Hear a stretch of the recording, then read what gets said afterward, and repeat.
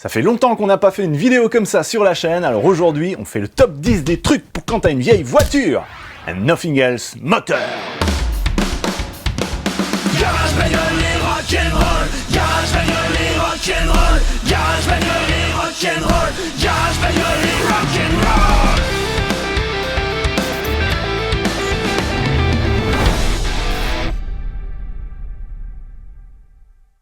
Hey, salut à tous, bienvenue sur Garage Bagnole et Rock'n'Roll. On attaque tout de suite avec le numéro 10.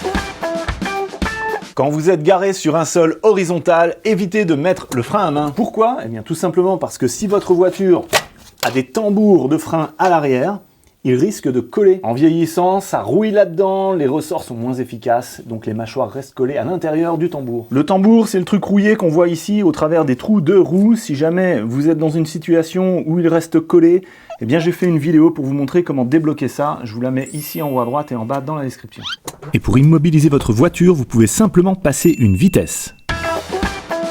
Numéro 9, si vous vous garez dans une côte, bien sûr, mettez le frein à main, mais partez du principe que le câble du frein à main peut lâcher. Dans ce cas, tournez les roues avant vers le trottoir. Comme ça, même si le frein à main lâche, eh ben, elle va rester bloquée. Vous pouvez aussi passer une vitesse et comme ça, vos roues motrices restent bloquées. 8. Vérifiez régulièrement le niveau d'huile moteur. Vous ouvrez le capot, vous utilisez la jauge. Avec l'aide d'un bout de papier, vous pouvez lire comme ça plus facilement le niveau d'huile qu'il y a dans votre moteur. L'huile, elle est vraiment vitale pour votre moteur, en particulier si c'est un moteur équipé d'un turbo. Donc voilà, faites-le le plus souvent possible, par exemple à chaque plein. Pour pouvoir vérifier votre niveau d'huile n'importe où, ce que vous pouvez faire, c'est planquer un chiffon ou un papier dans votre compartiment moteur. Et moi, pour la Twingo, je le planque ici.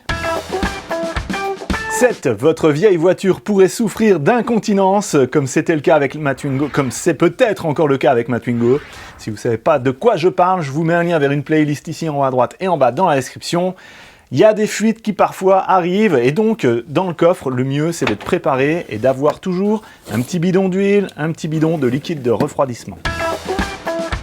6. Comme c'est une vieille voiture que vous avez, eh bien partez du principe qu'elle peut tomber en panne, donc dans le coffre, c'est mieux d'avoir une corde de traction pour être tracté, éventuellement tracté, et aussi des câbles de démarrage. Alors oui, ça prend de la place, mais le jour où vous en aurez besoin, vous serez content de les trouver. Pareil, dans la boîte à gants, gardez toujours une petite lampe qui fonctionne, parce que ouais, souvent on tombe en panne la nuit.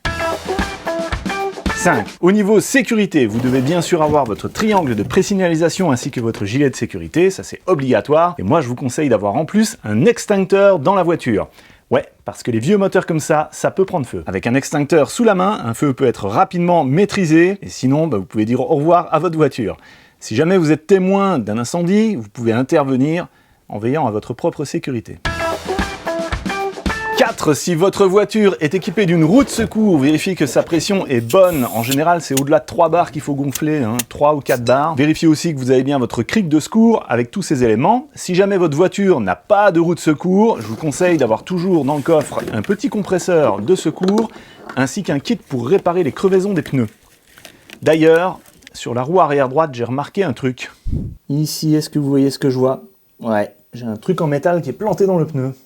Alors je vais reculer et je vais essayer de réparer sans enlever la roue. Alors, je vais le retirer en utilisant la pince que j'ai dans le coffre. Et si ça fait pchit, il va falloir réparer. Eh ben, un bout de vis qui était bien planté, mais ça va, ça n'a pas l'air d'être percé. Si j'avais été sur le bord de la route et que la vis aurait percé le pneu, eh bien j'aurais pu le réparer en mettant simplement une mèche. Donc ça c'est une réparation temporaire en attendant d'aller le faire réparer avec un champignon posé par un garagiste à l'intérieur du pneu. Si vous voulez savoir comment on met ces mèches, je vous mets une vidéo ici en haut à droite et en bas dans la description. Et donc une raison de plus d'avoir un petit compresseur comme ça dans la voiture pour pouvoir faire ce genre de réparation. Maintenir le pneu gonflé. 3, ça va paraître évident, mais il faut quand même que je le dise, assurer un entretien parfait sur votre vieille voiture. Donc vidange en temps et en heure, changez bien tous les filtres, filtre à air, filtre à carburant. Le liquide de frein, ça change aussi tous les 2 à 3 ans, 4 ans maximum. Le liquide de refroidissement, il ne faut pas l'oublier celui-là, au minimum tous les 5 ou 6 ans, pour pas faire de joint de culasse. Numéro 2, préparez-vous à la panne. Sachez qui appeler en cas de panne. Soyez au courant aussi de vos droits au niveau de votre assurance. Est-ce que vous avez une assistance routière? Si oui, quelles sont les conditions? À partir de quel kilométrage de votre domicile est-ce qu'ils vous prennent en charge? Parfois, on a des surprises. Numéro 1, et là c'est du conseil top niveau, remplacez votre thermostat, votre calorstat, avant qu'il ne casse.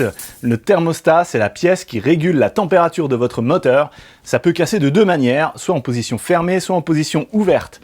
En position ouverte, vous n'aurez pas de chauffage en hiver, c'est pas trop grave. En position fermée, par contre, ça risque de faire surchauffer le moteur, et là vous faites un joint de culasse. Donc un thermostat, ça coûte 10-15 balles, c'est beaucoup plus facile à remplacer qu'un joint de culasse, hein. Croyez-moi. Le dernier que j'ai fait, c'était sur la Citroën C666.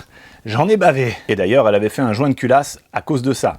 C'était le thermostat qui avait lâché. Et je terminerai cette vidéo avec un dernier conseil, le conseil 0 qui est complètement nul, qui s'adresse principalement à moi. Ne laissez pas le moisi se développer dans votre voiture. Là dehors, j'ai ma vieille Ford Mustang qui attend et l'intérieur est complètement pourri. Et pour éviter que ça se développe là-dedans, il faut aérer et si on peut laisser un petit peu les fenêtres entrouvertes. J'espère que j'arriverai à rattraper ça, hein. On verra ça dans un prochain épisode.